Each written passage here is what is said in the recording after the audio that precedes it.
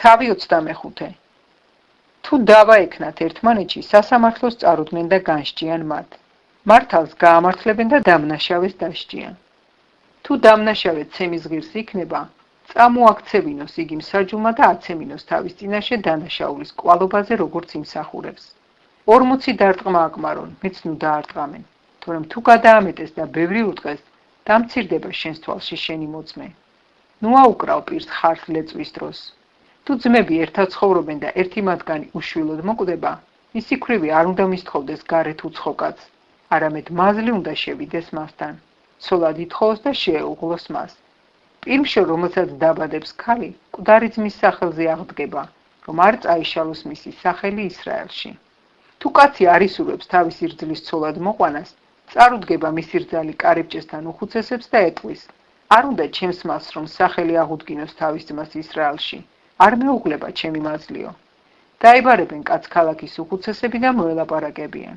თუ კაცი ადგება და იტყვის: არ მინდა მისი მოყვანაო, თავზე დაადგება მას მისი რძალი უხუცესების თვალწინ, ფეხსაცმელს გახდის, სახეში შეაფურთხებს და ეტყვის: ასე ექცევიან კაცს, რომელიც სახლს არ უშენებს თავის ძმას. და დაერქმევა სახელად ისრაელში ფეხგახტილის სახლი. თუ კაცები ერთმანეთში ჩხუბობენ და ერთ-ერთის ცოლი ახლოს მივა თავისი ქმრის დასახსნელად მისი მცემელის ხელიდან, გაიწვდის ხელს და კაცის სარცხვინელს მოიჭიდება, ხელის მტევანი მოკვეთე მას. არ შეიწყალოს იგი შენმა თვალმა. ნუ გექნება ჩანთაში ორი განსხვავებული საწონი, დიდი და მცირე. ნუ გექნება სახლში ორი განსხვავებული საწყაო, დიდი და მცირე. საწონი სრული და სწორი უნდა გქონდეს, საწყაო სრული და სწორი უნდა გქონდეს, რომ დღე გრძელი იყო მიწაზე, რომელსაც უფალი შენი ღმერთი გაძლევს.